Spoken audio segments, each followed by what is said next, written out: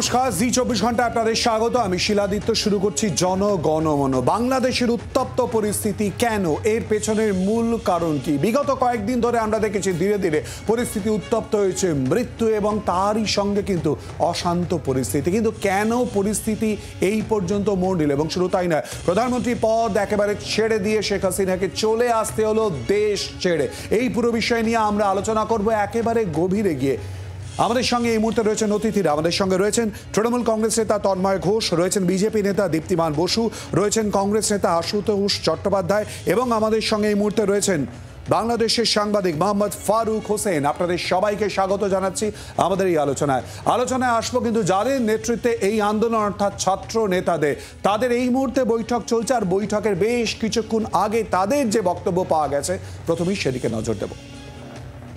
বন্ধুগণ, ফ্যাসিস্ট হাসিনা সরকারের পতন, সংগ্রামী ছাত্র জনতাকে বিপ্লবী অভিবাদন। সেনা সমর্থিত শাসন নয়, আন্দোলনকারী শক্তিসমূহের সম্মতির ভিত্তিতে বিভিন্ন শ্রেণী পেশার মানুষের সমর্থনে গ্রহণযোগ্য ব্যক্তিদের নিয়ে অন্তর্বর্তীকালীন গণতান্ত্রিক সরকার গঠন করুন। সাংবাদিক বন্ধুগণ, ছাত্র জনতার রক্তক্ষয়ী অভ্যুত্থানের মধ্য দিয়ে হাসিনা সরকারের পতন নিশ্চিত হয়েছে। এই লড়াইয়ে অসংখ্য ছাত্র জনতা শহীদী আত্মদান করেছেন। আমরা শহীদদের আত্মদানকে গভীর শ্রদ্ধার সাথে স্মরণ করছি। আমরা শহীদদের রক্তের নামে শপথ করছি, শোষণ বৈষম্যহীন রাষ্ট্র প্রতিষ্ঠায় আমরা কাজ করব। অনেকে আহত হয়ে পঙ্গুত্ব বরণ করেছেন, অনেকে দৃষ্টিশক্তি হারিয়েছেন, অনেক বাবা মা তাদের সন্তানকে হারিয়েছেন। তাদের এই আত্মত্যাগকে আমরা গভীর শ্রদ্ধার সাথে স্মরণ করছি। একদিকে ছাত্রদের বক্তব্য আপনাদের সামনে তুলে ধরলাম, আর অপরদিকে বাংলাদেশের প্রেসিডেন্ট ইতিমধ্যেই তিনি তার বক্তব্য রেখেছেন। তার বক্তব্যে মূলত ঠিক কি উঠে আসে সেদিকে নজর দেব। আপনারা জানেন, প্রধানমন্ত্রী শেখ হাসিনা রাষ্ট্রপতির কাছে পদত্যাগপত্র জমা দিয়েছেন এবং আমি তা গ্রহণ করেছি। বৈষম্য বিরোধী ছাত্র আন্দোলন ও বিভিন্ন মিথ্যা মামলায় আটকসহ সকল বন্দীদের মুক্তি দেওয়া হবে। সর্বসম্মতিক্রমে বিএনপির চেয়ারপারসন বেগম খালেদা জিয়াকে মুক্তি দেওয়ার সিদ্ধান্ত নেওয়া হয়। জনগণের জানমাল ও রাষ্ট্রীয় সম্পদ রক্ষায় সশস্ত্র বাহিনীকে কঠোর পদক্ষেপ নেওয়ার নির্দেশ প্রদান করছি।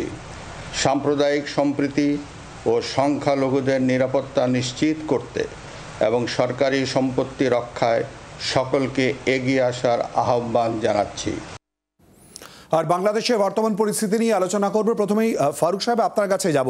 রাজনৈতিক বিষয়ে কেন সেদিকে আমরা জানবো, কিন্তু এখনো পর্যন্ত কি জানতে পাচ্ছেন এই মুহূর্তে দেশের পরিস্থিতি সম্পর্কে? কি তথ্য আপনি পাচ্ছেন? দেখুন, আমরা কিছু সাংবাদিক 2 তারিখে আমাদের একটা প্রোগ্রাম ছিল, ইন্ডিয়া বাংলাদেশ সাংবাদিক অ্যাসোসিয়েশন এবং TRAP, television reporters unit of Bangladesh ট্র্যাপের একটা প্রোগ্রাম ছিল 3 তারিখে। তো আমাদের প্রোগ্রাম শেষ করে এসে এখন আমরা আটকে গেছি বলতে, এখন যাদের কিছু বিমানের টিকিট, বিমানে তো এখন বন্ধ, যেতে পারছি না। আমি বাসে এসেছি, বাসে যেতে পারছি না। এখন জানি না কিভাবে যাব, আটকা পড়ে রয়েছে এখন ইন্ডিয়ার, ভারতের ভিতরে। দেশের খবর কি পাচ্ছেন? কি চলছে? খবর তো দেশে তো আমি তো অত গভীর এখান থেকে কিছু অতটা বুঝছি না, বা যেটুকু জানি যে আন্দোলনটা ছিল এটা কিন্তু জনগণের আন্দোলন, বাংলাদেশের জনগণের, সকল জনগণের আন্দোলন। এটা একক কোনো দলীয় আন্দোলন না, এটা জনগণের আন্দোলন। এখন কালকে যেটা হয়েছে সেটা জনগণ জয় পেয়েছে, স্বাধীনতা পেয়েছে, জনগণের রায় হয়েছে। আমরা দেখতে পাচ্ছি বিভিন্ন জায়গার ছবি, চারিদিকে আমরা দেখতে পাচ্ছি একটা বিশৃঙ্খলা, বিভিন্ন জায়গায় ভাঙচুর চলছে। প্রধানমন্ত্রী বাসভবনের ছবিও তুলে ধরছি। এ ব্যাপারে কি জানতে পাচ্ছেন? এখনো পরিস্থিতি কি একরকম চলছে? এখন আমি তো এখন কলকাতায় আছি, সেহেতু আমাদের টেলিভিশন এবং অনলাইন এবং গণমাধ্যমে যেভাবে দেখছি সেটুকুই আমরা দেখতে পাচ্ছি। কথাবার্তা হয়েছে ওখানকার আপনার বন্ধু সাংবাদিকদের সঙ্গে? কথাবার্তা হয়েছে? হ্যাঁ, অন্যান্য সাংবাদিকদের সাথে কথাবার্তা হচ্ছে। হোয়াটসঅ্যাপ তো বন্ধ ছিল, হোয়াটসঅ্যাপ চালু হয়েছে, ফেসবুক বন্ধ ছিল, চালু হয়েছে। তো এখন মোটামুটি শান্তই, আমাদের বাংলাদেশটা অনেকটা এখন শান্তই মনে হচ্ছে এখন। পরিবারের সঙ্গে যোগাযোগ রয়েছে? হ্যাঁ, পরিবারের সাথে, বাবা মার সাথে, ছোট ভাইদের সাথে কথাবার্তা হয়েছে এবং তারা ভালোই আছে এবং সে ধরনের কোনো প্রবলেম এখনো কোথাও হচ্ছে না। আমাদের এলাকাতে সেরকম কোনো প্রবলেম দেখছি না এখনো পর্যন্ত। শান্তিপূর্ণ পরিস্থিতি বলেই আপনি জানতে পাচ্ছেন বলছেন? হ্যাঁ, আমাদের এলাকাতে, আমাদের গ্রামের বাড়ি, দেশের বাড়িতে যেটুকু দেখছি যে ভালো। আমাদের দেশের বাড়ি রাজশাহী। আচ্ছা, রাজশাহীতে। তো সেখানে ভালো এবং সেরকম কোনো প্রবলেম এখনো হয়নি। এই যে দেশের বিভিন্ন প্রান্তের ছবি উঠে আসছে, বিভিন্ন জায়গায় আমরা দেখতে পাচ্ছি ভাঙচুর, অগ্নিসংযোগ এবং তারই সঙ্গে পরপর নানান ঘটনা সামনে আসছে, এ ব্যাপারে কিছু তথ্য পাচ্ছেন? এখান থেকে তো তথ্য আমরা টেলিভিশনে যেটুকু দেখছি সেটুকুই, এর বেশি বাইরে তো কিছু দেখতে পাচ্ছি না। কথাবার্তায় কি জানতে পারছেন? মানুষের বক্তব্য ঠিক কি উঠে আসছে? মানুষের বক্তব্য হচ্ছে যে ওরা মানুষ জনগণের জন্য, জনগণের আন্দোলন করেছে, তাদের জন্য, তাদের জনগণের তারা নার্ভিশাস এই সরকারের, গত সরকারের প্রতি বাংলাদেশের অনেক জনগণ, বিশেষ করে গ্রামের অনেক জনগণ, তারা সুযোগ সুবিধা থেকে বঞ্চিত। অনেক কিছু দাম বেড়ে গেছে, জিনিসের দাম অনেক, বাজার পরিস্থিতি নাগালের বাইরে চলে গেছিলো, অনেকেই নার্ভিশাস। বাংলাদেশের বর্তমান পরিস্থিতি ঠিক কি তা নিয়ে আমরা যেমন আলোচনা করছি, আর তার পাশে কূটনৈতিক দিক থেকে কোথায় দাঁড়িয়ে রয়েছে সার্বিক চিত্র আলোচনায় আসবো। তার আগে এস জয়শঙ্কর বিদেশ মন্ত্রী, তিনি ঠিক কি বলেছেন শেখ হাসিনার বর্তমান অবস্থান ভারতে, এই সম্পর্ক নিয়ে শোনাবো। Our understanding is that after a meeting with leaders of the security establishment, Prime Minister Sheikh Hasina apparently made the decision to resign.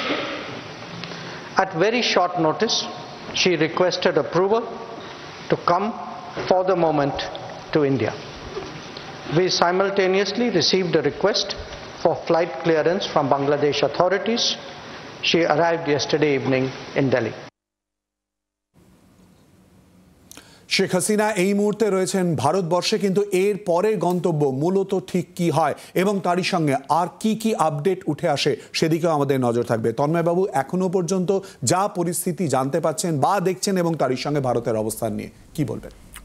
প্রথম কথা হচ্ছে, আমি আজকে গতকাল এই পরিস্থিতি দেখে কিছুটা হলেও নিশ্চিতভাবে বাকি আমরা এখানে যারা বসে আছি সহ প্রতিবেশী দেশ হিসাবে, এবং বাংলাদেশ তো শুধুমাত্র প্রতিবেশী দেশ নয়, পশ্চিমবাংলার একটা অঙ্গ হিসাবে একসময় ছিল, সেই জায়গা থেকে নিশ্চিতভাবে চিন্তিত।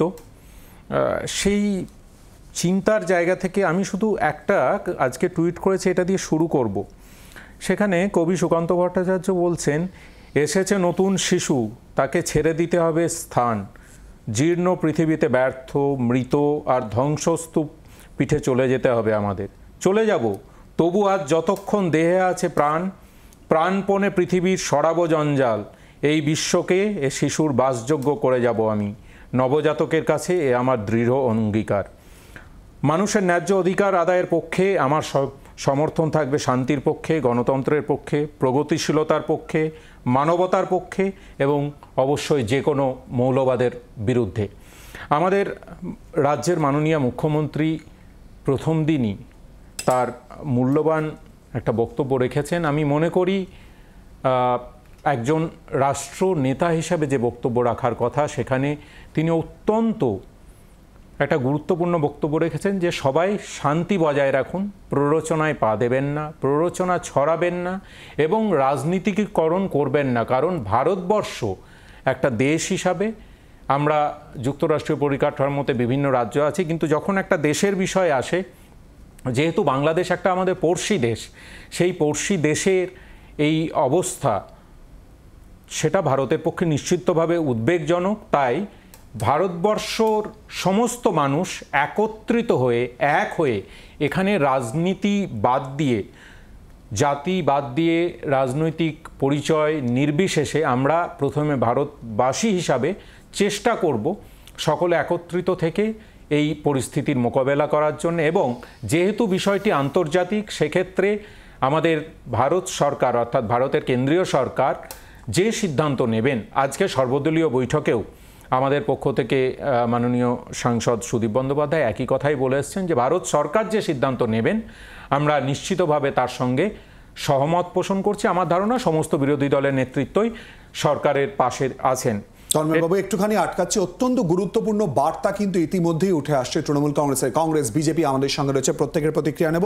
এই মুহূর্তে আমাদের সঙ্গে আলোচনায় অংশগ্রহণ করেছেন রাজনৈতিক বিশ্লেষক শিবাজি প্রতিম বসু। শিবাজিদা, আপনাকে স্বাগত জানাচ্ছি। এছাড়াও আমাদের সঙ্গে রয়েছেন অবসরপ্রাপ্ত সেনাকর্তা ব্রিগেডিয়ার প্রবীর সান্যাল। ব্রিগেডিয়ার সান্যাল, আপনাকেও স্বাগত জানাচ্ছি। শিবাজিদা, প্রথমে আপনার কাছে আসছি।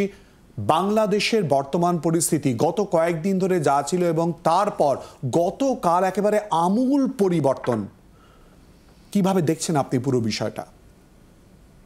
দেখুন, আমরা যে প্রজন্মের মানুষ তারা আমরা অনেক কিছু দেখলাম এই জীবনে বাংলাদেশকে নিয়ে। বাংলাদেশ স্বাধীন হওয়ার আগে, মানে এখনকার যে স্বাধীনতা তার কথা বলছি না, ৭১-এ যে স্বাধীন হয়েছিল তখন আমাদের বয়স 10-11। তখন যে আবেগ ছিল, সাংঘাতিক একটা আবেগ ছিল বাংলাদেশকে নিয়ে। তার কারণ ভারতবর্ষ থেকে যখন এই জায়গাটা পাকিস্তান হিসেবে পূর্ব এবং পশ্চিম পাকিস্তান আলাদা হয়ে যায় ধর্মের ভিত্তিতে, এবং প্রচুর মানুষকে তাদের চলে আসতে হয় পূর্ববঙ্গের বাসস্থান ছেড়ে ভারতবর্ষে রিফিউজি জীবন কাটাতে হয়েছে তাদের মধ্যে একটা আবেগ ন্যাচারালি পুরনো দেশ সম্পর্কে ছিল। তারা জানে ওটা আলাদা হয়ে গেছে। কিন্তু যখন ভাষা আন্দোলন হলো এবং ভাষা আন্দোলনের বীজটা বুকে বপন করে তারা যখন দেখালো যে জাতি কেবলমাত্র ধর্মের ভিত্তিতে হয় না, জাতি সেটা ভাষাও একটা জাতির পরিচয়, তার ভিত্তি। এবং সেখান থেকে যে বঞ্চনার প্রতিবাদে পূর্ব পাকিস্তান তার বঞ্চনার প্রতিবাদে তারা যখন ইলেকশন জেতার পরে মুজিবকে যখন তাকে প্রধানমন্ত্রিত্ব দিল না, তখন কিন্তু বাংলাদেশের যুদ্ধ শুরু হয়ে গেল এবং সেই যুদ্ধের কি ফলাফল আমরা জানি। এবং তখন আমরা যখন ছোট ছিলাম, একটি গান, সেটা তখন ছিল অংশুমান রায়ের একটি গান, শোনো একটি মুজিবরের কণ্ঠে, একটি মুজিবরের কণ্ঠস্বরের ধ্বনি প্রতিধ্বনি আকাশে বাতাসে ওঠে রনি। সুতরাং তার একটা আবেগ আমাদের ছিল। তখন দেখলাম বাংলাদেশ স্বাধীন হলো, মানে অর্থাৎ আলাদা হলো এবং স্বাধীনতা অর্জন করলো জাতির পিতা মুজিবুর রহমান। তারপরে আবার ৭৫ সালে দেখলাম যখন এখানে ইমার্জেন্সি হচ্ছে, সেই সময়তেই মুজিবুর রহমানের হত্যা হলো। আরেক ধরনের আর্মির শাসন সেটি হলো। এবং তারপরে দেখলাম তারপরে সেটা গেল, এরশাদ সাহেব এলেন। তারপরে আবার একটা গণতন্ত্রের পক্ষে আন্দোলন হলো, সেখানে হাসিনা এবং অনেকটা এক জায়গায় থাকার পরেও তারা আলাদা হলেন। এবং তারপরে আজকের দিনে দেখছি যে একটা আবার বলছে নতুন করে মানে বাংলাদেশ স্বাধীন হলো। তো একটা দেশ যেটা আমাদের বাড়ির পাশের একটি দেশ, ঠিকই বলেছেন তৃণমূল কংগ্রেসের প্রতিনিধি যে নিশ্চয়ই আমাদের ভারতের একজন নাগরিক হিসেবে, দায়িত্ববান নাগরিক হিসেবে আমরা তার অভ্যন্তরীণ ব্যাপারে কোনো কথাবার্তা বলার সেটা বলবেন নিশ্চয়ই আমাদের দেশের যারা বলার দায়িত্ব আছে তারাই বলবেন। কিন্তু উদ্বেগ তো হয় যখনই আন্দোলন হচ্ছিল। দেখুন, এটা কিন্তু বোঝাই যাচ্ছিল হাসিনা সরকার জনবিচ্ছিন্ন হয়ে পড়ছেন, এটা কোনো সন্দেহ নেই। একের পর এক ইলেকশনে যেভাবে ইলেকশন অলমোস্ট না হতে দেওয়া, তার সঙ্গে দুর্নীতির অভিযোগ এগুলো ছিল। কিন্তু হাসিনা সরকারের সময় একটা ব্যাপার আমাদের মনে হতো যে হাসিনা সরকার রয়েছে, আমরা বুঝতে পারতাম, কিন্তু একটা ধরনের সাম্প্রদায়িক সেখানে একটা সদ্ভাব অনেকটা পরিমাণে রয়েছে। আমি জানি না নতুন অবস্থায় কি হবে, কিন্তু যা কিছু লক্ষণ অনেক সময় দেখছি, ভালো লক্ষণও দেখলাম। কিন্তু যদি এটা হয় যে ছাত্রছাত্রীদের একটা জেনুইন ক্ষোভ এবং ক্রোধ, এবং তার উপরে একটি জনবিচ্ছিন্ন প্রায় হয়ে গেছে সরকার, তার সঙ্গে ডায়ালগ চালাতে পারছে না, গুলি চালাচ্ছে, তাদের ফলে যে একটা ভয়ঙ্কর পরিস্থিতি, অর্থাৎ ডায়ালগ না চালিয়ে সরকারের প্র্যাকটিক্যালি অপদার্থতা দেখালো, সেটা তো আমরা বুঝতেই পারছি তার ফল কি যা হবার হয়েছে। কিন্তু তার সঙ্গে এটাও তো দেখলাম যে তথাকথিত বিপ্লবের শেষে আশঙ্কায় থাকতে হচ্ছে, এবং আশঙ্কার কারণ আছে যে বাংলাদেশের সংখ্যালঘু কেবল হিন্দুরা নয়, সেখানে বৌদ্ধরা আছেন, অন্যরা আছেন, তারা সঠিকভাবে আছেন। তো এমনকি বাংলাদেশে প্রচুর মুসলমান আমাদের বন্ধু বান্ধব আছেন যারা কিন্তু অত্যন্ত উদারপন্থী মুসলমান, তারাও কিন্তু থ্রেটের মুখে সবসময় অনেক সময় থাকেন। অনেক ব্লগারকে হত্যা করা হয়েছে। এই যে জায়গার একটা আশঙ্কা, সম্পত্তির ক্ষতি, এবং সবচেয়ে বড় কথা যে মুজিবুর রহমানের নাম করে মুজিবুর রহমানের কথা ভেবে আমরা তখন আমরা এই বাংলাদেশ এইভাবে এলো একটা, ওই গান যারা শুনেছে, আমরা গেছিলাম বর্ডার দেখতে ৭১ সালে, ছোট ছিলাম তখন আমরা, কিন্তু আমাদের সেই মনে সেইটা ছিল। তার মূর্তি আজকে ভাঙা হচ্ছে, তার উপরে মূত্র বিসর্জন করা হচ্ছে তার ইয়েতে। রবীন্দ্রনাথকে নিয়ে প্রশ্ন হচ্ছে। আগে আমরা গর্বিত ছিলাম বাংলাদেশের ব্যাপারে যে ভারতবর্ষে আমরা যেটা পারলাম না, আমরা তো বাঙালি হিসেবে একটা টান আছে, যে কোনো ধর্মের মানুষ থাকুক, আমরা অসাম্প্রদায়িক মানুষ। আমরা দেখলাম যে সেখানে গিয়ে আমরা দেখছি যে বাংলাদেশের জন্যই বাংলা একটা আন্তর্জাতিক ভাষা হচ্ছে। সেটা তো একটা গর্বের বিষয় আমাদের। সেই জায়গা থেকে অত্যন্ত গুরুত্বপূর্ণ একটা দিক আপনি তুলে ধরেছেন, সেই আবেগের বাংলাদেশে কেন এই জায়গা, কেন এই পরিস্থিতি তৈরি হলো সেই জায়গাতে। যদিও ছাত্রদের দাবির কথা উঠে আসছে, সেই জায়গায় যুক্তিসঙ্গত কি না সেই প্রসঙ্গগুলো বারবার উঠে আসছে এবং তারই সঙ্গে আন্দোলনের প্রেক্ষাপট। ব্রিগেডিয়ার সান্যালের কাছে যাব। ব্রিগেডিয়ার সান্যাল, এই মুহূর্তের পরিস্থিতি কোথায় দাঁড়াচ্ছে? অন্তর্বর্তী সরকারের কথা বলা হচ্ছে, আলোচনা চলছে। যখন আমাদের এই আলোচনা চলছে তখনই 13 জনের সদস্য ইতিমধ্যে আলোচনায় বসে রয়েছে। কোথাও কি মনে হচ্ছে এই মুহূর্তে সেনাদের দ্বারা পুরোপুরি নিয়ন্ত্রিত?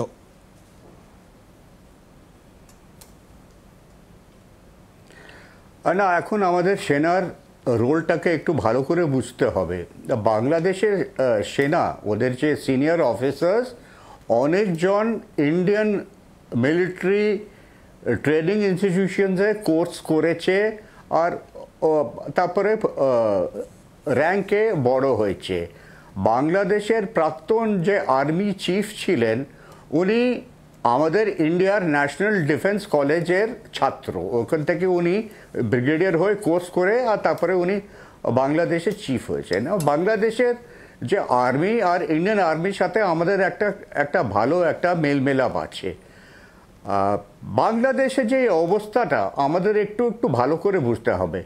বাংলাদেশের মধ্যে যে ইকোনমিক ডিসপ্যারিটি, মানে বড় লোকেদের অবস্থা আর গরিব লোকেদের অবস্থার মধ্যে অনেকটা পার্থক্য আছে, যেটা আমাদের এই রুলিং গভর্নমেন্ট, হাসিনা গভর্নমেন্ট, সেটা হ্যান্ডেল করতে পারেনি।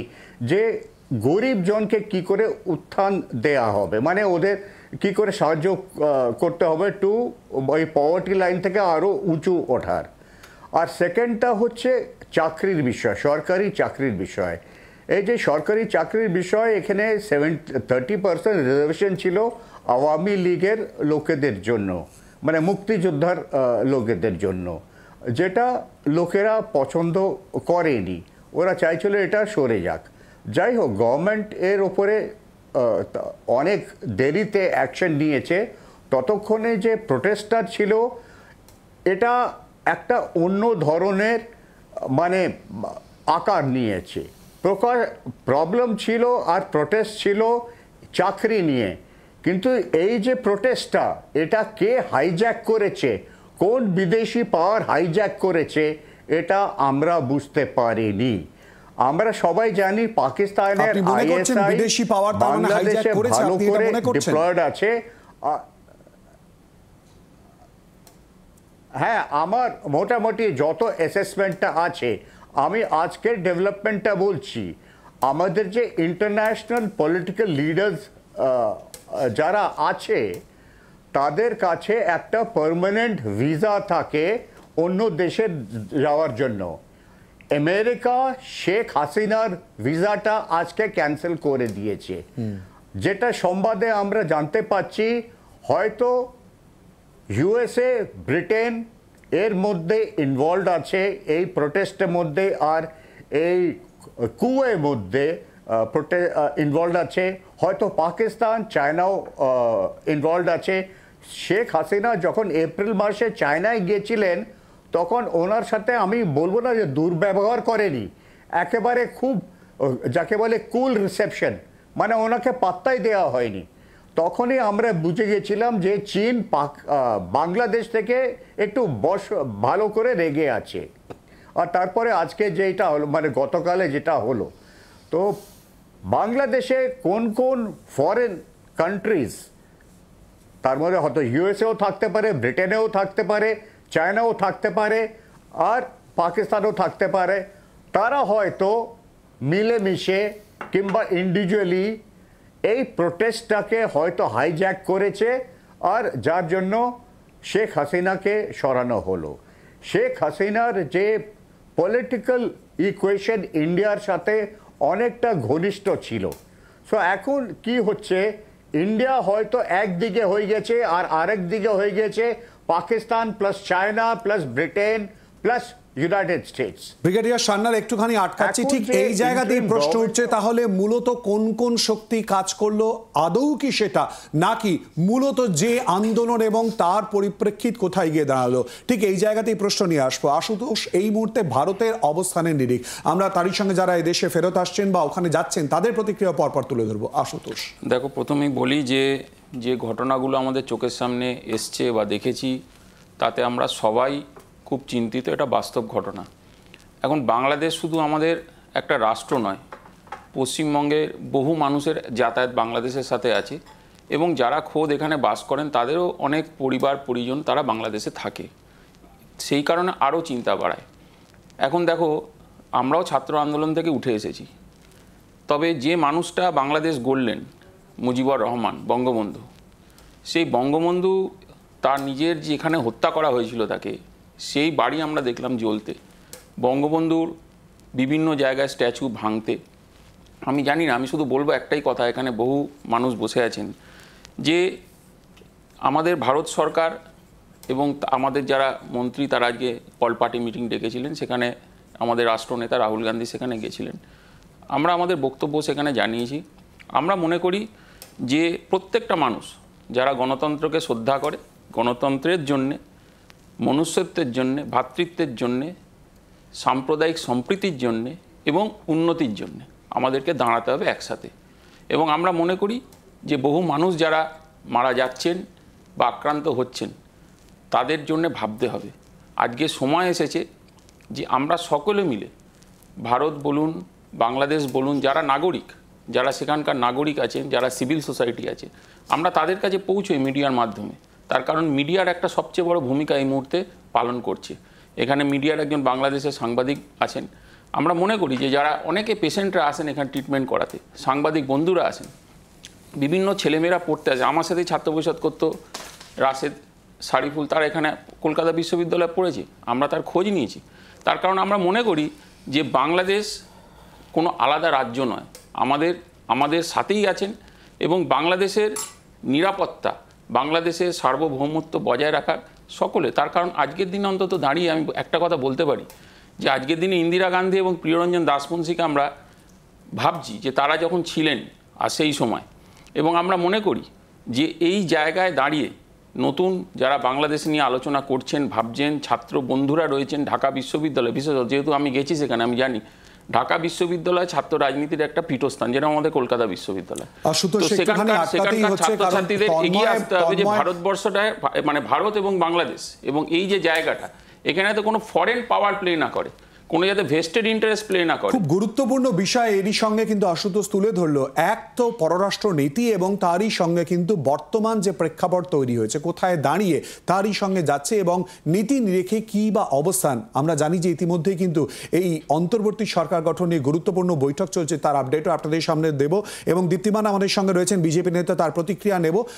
তারই সঙ্গে আপনাদের জানিয়ে দিয়ে এই আলোচনায় অংশগ্রহণ করবেন এই মুহূর্তে সমাজতান্ত্রিক ছাত্র ফ্রন্টের সভাপতি সালমান সিদ্দিকী। তার সঙ্গে আমরা সরাসরি কথা বলবো বাংলাদেশ থেকে। একটা বিরতির পর জনগণমনতে সঙ্গে থাকুন।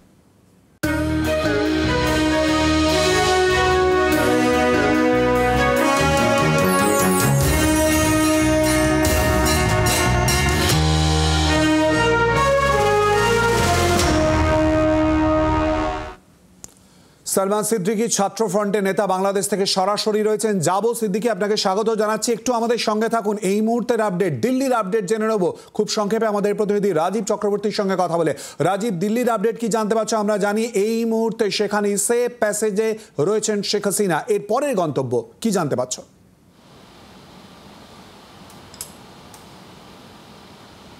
দেখো, শেখ হাসিনা গতকাল এসে পৌঁছানোর পর তাকে এয়ারবেস থেকে তাকে একটি গোপন জায়গায় নিয়ে যাওয়া হয়েছে এবং সেফ এবং সিক্রেট জায়গায় তাকে রাখা হয়েছে। এবং যে খবর আসছে আগামী 48 ঘন্টার মধ্যে শেখ হাসিনা তিনি ইউরোপের কোনো একটি দেশে পাড়ি দেবেন। দেখো, ইতিমধ্যেই তিনি ব্রিটেনে যাওয়ার চেষ্টা করেছিলেন, কিন্তু ব্রিটেন তাকে এখনও পর্যন্ত রাজনৈতিক আশ্রয় দেওয়ার যে প্রতিশ্রুতি সেটি দেয়নি। তারপরে আজকে যে খবর এসেছে বিকেল নাগাদ, যে আমেরিকা তার ভিসা বাতিল করেছে।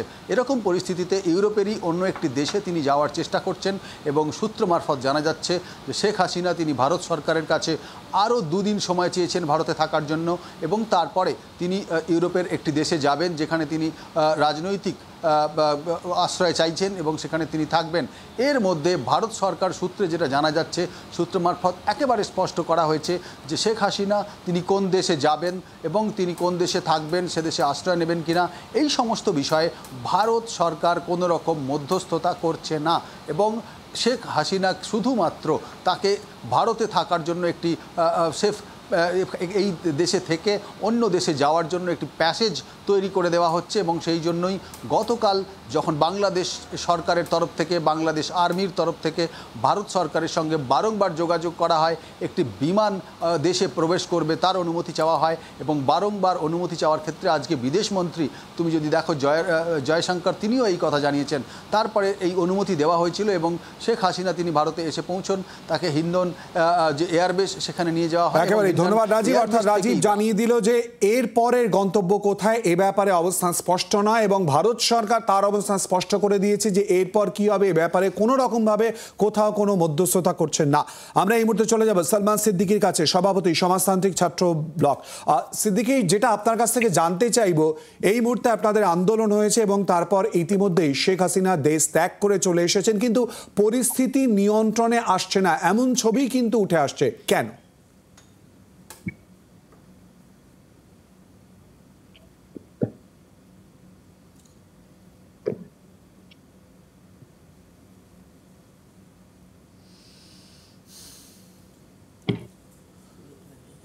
সালমান, যে পরিস্থিতি তৈরি হয়েছিল আমরা দেখলাম যে তারপর ইতিমধ্যে শেখ হাসিনা পদত্যাগ করেন এবং তারপর দেশ ছেড়ে চলে আসেন, কিন্তু তারপরের বাংলাদেশের পরিস্থিতি শান্ত থাকার কথা, আপনাদের আন্দোলনের রূপ এবং তারপর পরিণতি পাওয়ার পর নতুন সরকার গঠন এবং সেই দিকে নজর দেওয়ার কথা, কিন্তু বিভিন্ন জায়গায় হিংসাত্মক ঘটনা, কেন?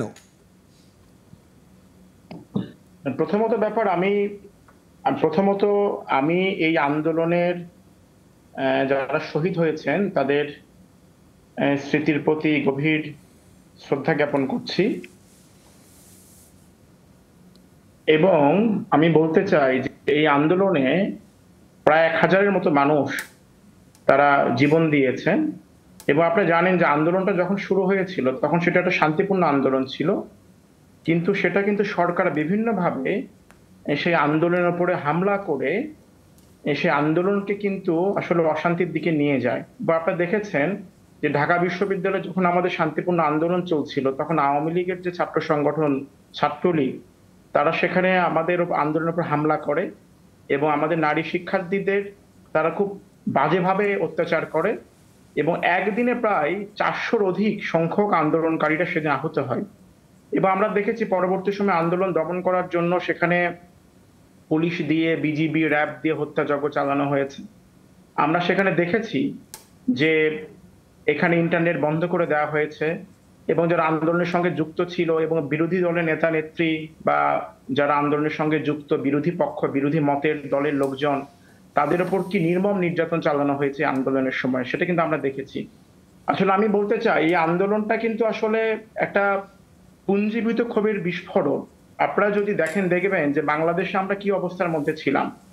বাংলাদেশে মানুষ গত 14 সালে যে নির্বাচন হয়েছে, 18 সালে নির্বাচন হয়েছে, 20 সালে নির্বাচন হয়েছে, কোনো নির্বাচনে বাংলাদেশে মানুষ ভোট দিতে পারেনি এবং আপনি দেখেছেন যে এখানে আমাদের কথা বলার কোনো অধিকার ছিল না। আমরা ফেসবুকে কি লিখবো সেটার জন্য আমাদেরকে জেলে যেতে হয়েছে এবং মানে ফেসবুকে লেখার জন্য এখানে কিন্তু মানুষকে জীবন দিতে হয়েছে এবং সেখানে আপনি জানেন যে বাংলাদেশের একটা শীর্ষস্থানীয় শিক্ষা প্রতিষ্ঠান বুয়েট, সেখানকার একজন ছাত্রকে ফেসবুকে লেখার জন্য আওয়ামী লীগের লোকজন পিটিয়ে হত্যা করেছে এবং সেখানে জিনিসপত্রের দামের যে ঊর্ধ্বগতি, মানে পুরো দেশটার মধ্যে এক ধরনের শ্বাসরুদ্ধকর পরিস্থিতি ছিল। আমরা বিভিন্ন রকম অন্যায়ের শিকার বাংলাদেশের জনগণ হয়েছে।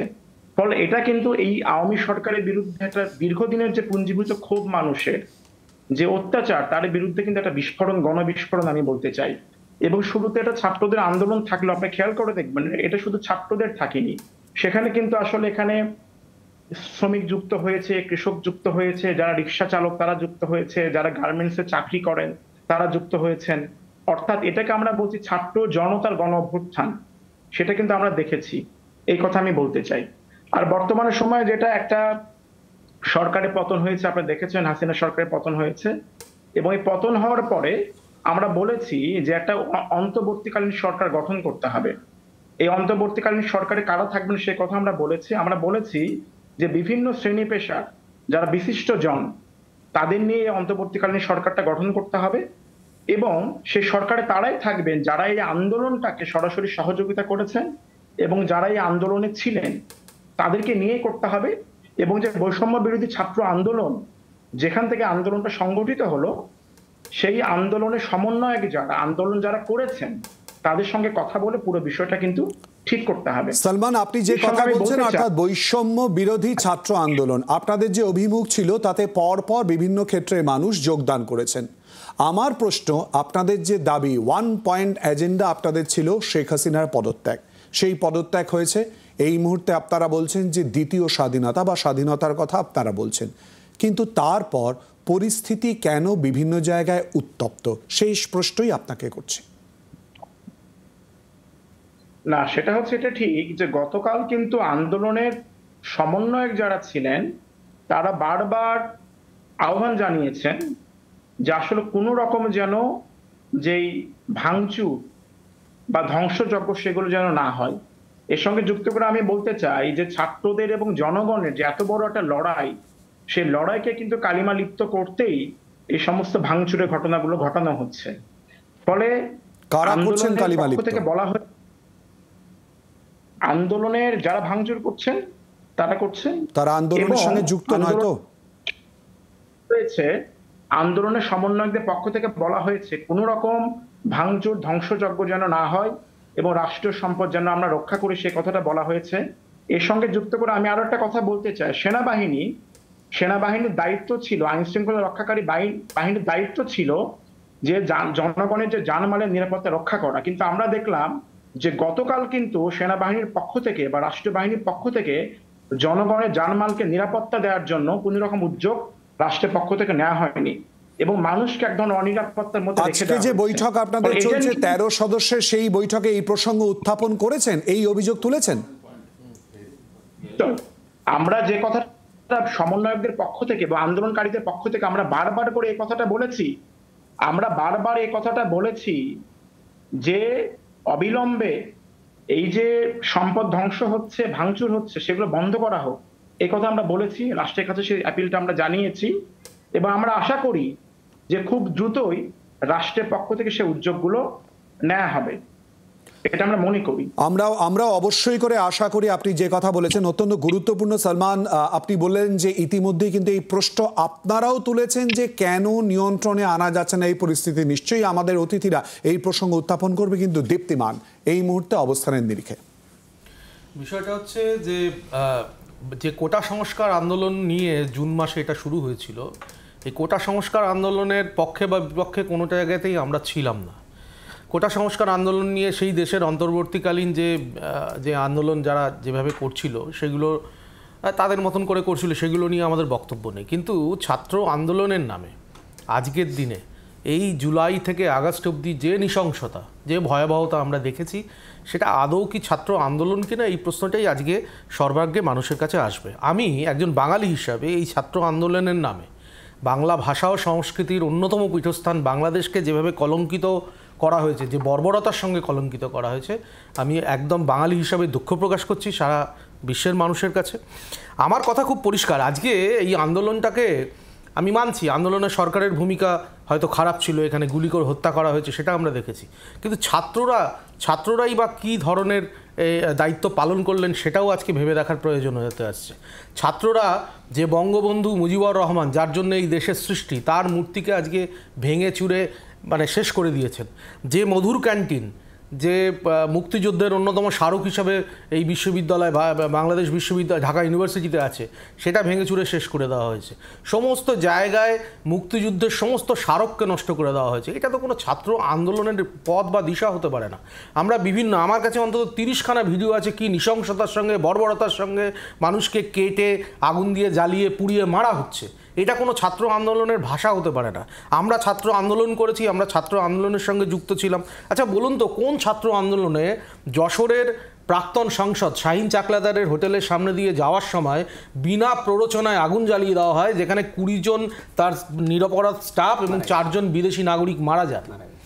ভয়ঙ্কর অবস্থা। এটা ছাত্র আন্দোলন নয়। এর পিছনে কারা আছে আপনি বলুন। ভারতবর্ষের দোষ কোথায় এখানে? ভারতবর্ষের ইন্দিরা গান্ধী সাংস্কৃতিক কেন্দ্রকে ভেঙে চুরে তছনছ করে আগুন জ্বালিয়ে দেওয়া হয়েছে, যেটা সংস্কৃতির দুই বাংলার বা দুই দেশের সংস্কৃতির একটা মেলবন্ধনের অন্যতম কেন্দ্র ছিল। আজকে এটাকে যদি আমরা ছাত্র আন্দোলন বলে যদি ভাবি এবং ছাত্র আন্দোলন বলে এটাকে মানে একটা প্রলেপ দেওয়ার চেষ্টা করি, সেটা ভারতবর্ষের আভ্যন্তরীণ নিরাপত্তার ক্ষেত্রে একটা প্রশ্ন হতে পারে। আমি একটু আটকাচ্ছি, সালমান আমাদের সঙ্গে রয়েছেন। সালমান, এই প্রসঙ্গটা কিন্তু বারবার করে উঠছে, ছাত্র আন্দোলনের এই পরিণতির জায়গা কেন চলে এলো, এক, এবং দ্বিতীয়ত অন্য কে বা কারা মদত দিচ্ছে, কি বলবেন? মানে এখানে শুধুমাত্র যে কথাটা ধরুন আলোচনা হচ্ছে, আমি এর সঙ্গে যুক্ত করে বলতে চাই যে প্রথমত ব্যাপার, আমি রাষ্ট্রীয় বাহিনী এবং সেনাবাহিনী তাদের যে গুরুত্ব সহকারে বিভিন্ন স্থাপনা রক্ষা করার দায়িত্ব ছিল, সেই দায়িত্বটা তারা অবহেলা করেছেন, এই কথাটা আমি বলেছি। এর সঙ্গে যুক্ত করে আমি যে কথাটা বলতে চাই যে জনগণের জানমাল রক্ষা করার জন্য কিন্তু একটা টিম গঠন হচ্ছে বিভিন্ন জায়গায় আন্দোলনকারীদের পক্ষ থেকে, কোনো রকম যেন ভাঙচুর না চলে সেই জন্য একটা আপ্রাণ চেষ্টা আছে। এবং আমরা দেখেছি যে এখানে যেন বিভিন্ন উপাসনালয়, বিভিন্ন ধর্মের উপাসনালয়, সেগুলো যেন ভাঙচুর না হতে পারে, বিভিন্ন বাড়ি দোকানপাট যেন ভাঙচুর না হতে পারে, সেই জন্য কিন্তু আমরা প্রচন্ড চেষ্টা এদেশের মানুষের মধ্যে আমরা দেখেছি, আন্দোলনকারীদের মধ্যে আমরা দেখেছি, এবং আমরা দেখেছি যে তারা এগুলোকে রক্ষা করার জন্য তো আগলে রেখেছে সবকিছুকে। এই বিষয়টা কিন্তু আমরা দেখেছি। সালমান, আপনি বলছেন আপনার বক্তব্য স্বাগত এই মুহূর্তে আপনি বলছেন, কিন্তু বাস্তব ছবি কি তাই? এই প্রশ্নটা কিন্তু রয়েই যাচ্ছে কোথাও না কোথাও দাঁড়িয়ে। শিবাজিদা একটু প্লিজ, আমি বুঝতে পারছি প্রত্যেকেরই বক্তব্য রয়েছে। শিবাজিদা, আপনি 1971-এর কথা বলছিলেন, তারই সঙ্গে বঙ্গবন্ধুর যে মূর্তি ভেঙে দেওয়া হচ্ছে, যে ছবি বারবার করে ইতিমধ্যে সামনে চলে এসছে। আমাদের সঙ্গে এই মুহূর্তে ছাত্র আন্দোলনের আর এক নেতা এই মুহূর্তে রয়েছেন সালমান সিদ্দিকী। তিনি বলছেন তারা কিন্তু সেনা নিয়ন্ত্রণে নিয়ে আসবে এই প্রত্যাশা করেছিল। কি বলবেন আপনি শিবাজিরা? না, যে কোনো শিলাদিত্য যে কোনো আন্দোলনেই আমরা দেখি যেটা স্বতঃস্ফূর্তভাবে হয়, সেখানে স্নোবলিং হয়, বিভিন্ন অন্যান্য ইস্যুও ঢোকে, যদি সেখানে আরো বিভিন্ন রকম বিক্ষোভ বা সেখানে মানুষের মধ্যে মনে থাকে, এখানে সেটা ঠিকই বলছে। কিন্তু মুশকিল যেটা সেটা হলো, দেখুন যে বাংলাদেশের যখন সৃষ্টি হয় তখন কিন্তু হিন্দু মুসলিম উভয়তই বাঙালি মাত্রই খান সেনাদের তারা টার্গেট ছিল, সেটা আমরা জানি, আমাদের এই যে সবাই জানেন। এবং ভারতবর্ষে যখন চলে এসেছিল হিন্দু মুসলিম সবাইকেই চলে আসতে হয়েছে, ভারত যখন তাদের আশ্রয় দিয়েছিল ওই অত্যাচার থেকে। কিন্তু এখানে যদি আমি দেখি এই আন্দোলনের সম্বন্ধে এই যে একটা সবাইকে নিয়ে চলার ব্যাপারে কেন সংখ্যালঘুরা ভয় পাবেন? তারাও তো এই যদি এই বঞ্চনা যেটা হয়েছে ছাত্ররা বলছে তারও তারা শিকার। তো সেইখানটা এবং যে সমস্ত কমিটি হচ্ছে সেই কমিটির মধ্যেও কিন্তু তাদের প্রতিনিধিত্ব কতটা আছে? কারণ এটা তো বটেই, আমরা দেখছি যে অনেক শুভবুদ্ধি সম্পন্ন ছাত্র নেতারা বিভিন্ন ফেসবুকে দিচ্ছেন যে চট্টগ্রামের রাম ঠাকুরের আশ্রম তারা রক্ষা করছেন অমুক জায়গায়। এই জায়গাটা অর্থাৎ কিনা টার্গেট কেন হচ্ছে? টার্গেট ভারতবর্ষ, তাদের যে ছাত্র আন্দোলনের টার্গেট নিশ্চয়ই হাসিনা সরকার হতে পারে এবং সেটা তাদের অভ্যন্তরীণ বিষয়, আমরা কোনো বক্তব্য আমার নেই।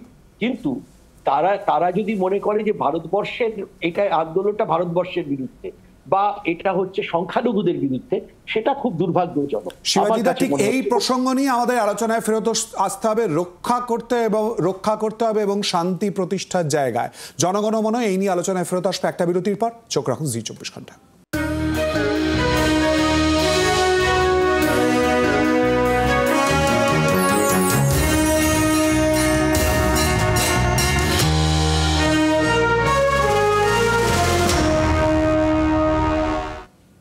বিরতি বিরতির পর আমরা যে প্রসঙ্গে রয়েছে অর্থাৎ মূলত বাংলাদেশের বর্তমান পরিস্থিতি সে নিয়ে আলোচনা করব। প্রত্যেকের কাছে আসবো এই মুহূর্তে প্রত্যাশা কি তন্ময়বাবু?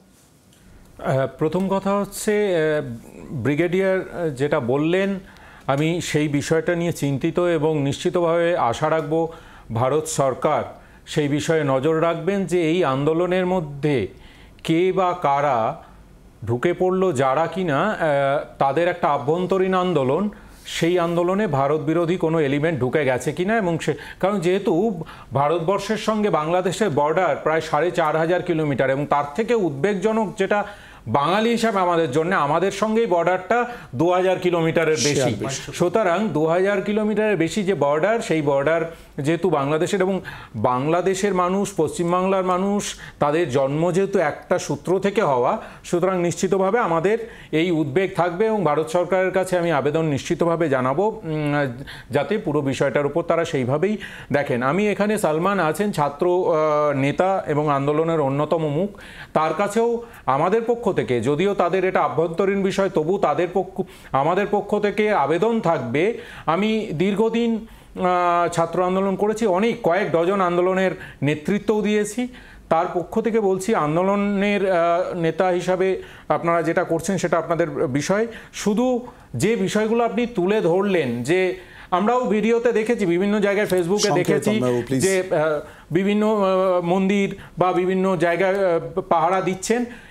আপনাদের কাছে আবেদন, ভারতবাসী যারা আছেন, যারা এখানে থেকে ওখানে আছেন প্রায় 12,000 মতো ভারতবাসী, তাদেরকে যাতে সুরক্ষিত রাখা যায়, সেখানে যারা সংখ্যালঘু তাদেরকে যাতে সুরক্ষিত রাখা যায়, সেই আবেদন আমি রাখলাম। ভারতীয়দের নিরাপত্তা এবং সকলের নিরাপত্তা ভারত সরকার নিশ্চয়ই সেই বিষয়টা দেখছে, আমরা জানি। এবং সবথেকে বড় কথা, ছাত্র রাজনীতি মানে মানুষের খুন, আরসান নয়। আর সালমান একজন ছাত্র নেতা, আমি ওকে বলতে চাই শুধু যে ছাত্র রাজনীতি একটা কিন্তু খুব পবিত্র বিষয়, আমরা যারা করেছি আমরা জানি। এবং সবথেকে বড় কথা শেষ করব বলে, যে বঙ্গবন্ধু যেদিনকে হত্যা হয়েছিল সেদিনকে যার কথা সালমান বললেন, যাদের নিরাপত্তা রাখার দায়িত্ব, তারা ঘুমিয়ে পড়েছিল। আর আমি জানি না মানুষকে না বাঁচিয়ে কেন মানুষকে ছেড়ে দেওয়া হলো, যারা দখল করতে চাইছেন সেই দখলদারি শক্তিকে কেন ছেড়ে দেওয়া হচ্ছে, সেটা ছাত্র নেতারাই একমাত্র কোর্স কারেক্ট করতে পারবে। ছাত্র নেতাদের ওপরই আমাদের ভরসা রাখা উচিত যে তারা যাতে একটা সুন্দর বাংলাদেশ গড়ে। এবং তারা ইতিমধ্যেই একটা কথা বলেছে, যেটা আমরা শুনেছি প্রেস কনফারেন্সে, যে কোনো সেনার সমর্থন ছাড়া গণতান্ত্রিক প্রক্রিয়া সবকিছু, গণতন্ত্র বাঁচুক, মানুষ বাঁচুক, ভ্রাতৃত্ব বাঁচুক। আর বৈঠকও চলছে, সেদিকে আমাদের নজর থাকবে। দীপ্তিমান, খুব সংক্ষেপে। যে আন্দোলন শুরু হয়েছিল দ্বিজেন্দ্র আর রবীন্দ্রসঙ্গীতকে নিয়ে, সেই আন্দোলন কেন পর্যবসিত হলো রবীন্দ্রনাথ ঠাকুরের মূর্তি ভাঙা নিয়ে, এইটা আমি ছাত্র আন্দোলনের যারা পুরোধা আছে তাদেরকে ভেবে দেখতে বলবো। আরেকটা ভারতবর্ষের পার্সপেক্টিভে, যে ভারতবর্ষের বাংলাদেশের ভৌগোলিক অবস্থানের সুযোগ নিয়ে ভারতের নিরাপত্তা ব্যাহত করার চেষ্টা যদি কোনো বৈদেশিক শক্তি করে, সেক্ষেত্রে আমাদের কেন্দ্রীয় সরকার সম্পূর্ণভাবে এটা আটকাবে, এটা আমরা নিশ্চিত করতে পারি। ইতিমধ্যে কিন্তু বিভিন্ন জায়গায় নিরাপত্তা চাদরে বিশেষ করে বর্ডার থাকে এবং তার সঙ্গে অতিরিক্ত ব্যবস্থাও কিন্তু করা হয়েছে। ফারুক সাহেব, আপনি নিজে বাংলাদেশের মানুষ, সেই জায়গায় দাঁড়িয়ে আপনি এই মুহূর্তে কি চাইছেন? ছাত্র আন্দোলনের নেতাও আমাদের সঙ্গে রয়েছেন। আমরা সবসময় চাই শান্তি এবং শৃঙ্খলার মধ্যে থাকতে। তো গতকালকে বাংলাদেশে যে ঘটনাটা ঘটেছে সেটি একটু কিছুটা দুঃখজনক এবং হয়তোবা কয়েকদিনের মধ্যে সব কিছু হয়তোবা স্বাভাবিক হয়ে যাবে। প্রত্যাশা কিন্তু প্রত্যেকেই করছেন। ব্রিগেডিয়ার সান্যাল, আপনি বলছিলেন যে চতুর্থ শক্তির কথা, তার জায়গায় তার নিরিখ থেকে বেরিয়ে এসে এই মুহূর্তে শান্ত হবার রাস্তা বাংলাদেশের কোন পথে? খুব সংক্ষেপে প্লিজ।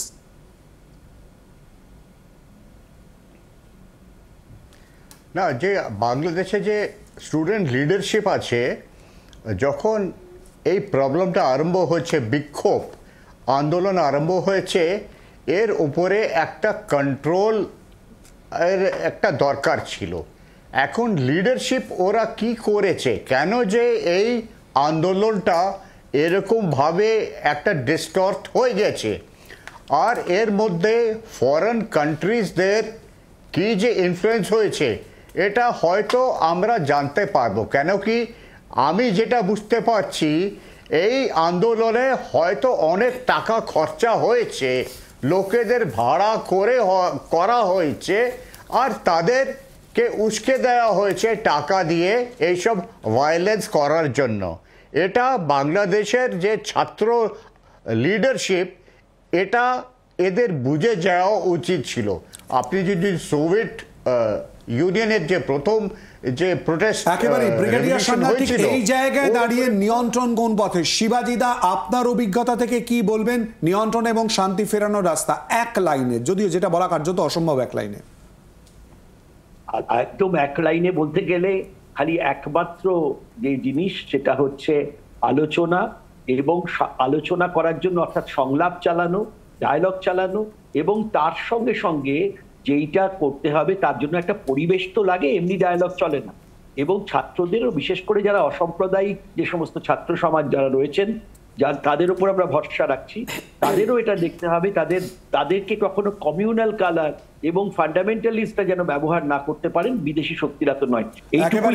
তার জন্য অপেক্ষা করতে হবে। এবং তারই সঙ্গে কিন্তু সালমানের সঙ্গে আমরা কথা বলছিলাম বারবার করে এই আবেদন, এই মুহূর্তে আমাদের সঙ্গে যে রাজনৈতিক ব্যক্তিত্বরা রয়েছেন এবং বাংলাদেশের মানুষরা রয়েছেন প্রত্যেকেই কিন্তু রাখছেন যে তাদের বক্তব্য, তাদের আন্দোলন একদিকে বা এক পরিণতিতে এসছে, যেটা ফ্রিডম হিসেবে বক্তব্য, কিন্তু এর পরের পরিস্থিতি যাতে নিয়ন্ত্রণে থাকে এই প্রার্থনাও কিন্তু বারবার করে করা হচ্ছে।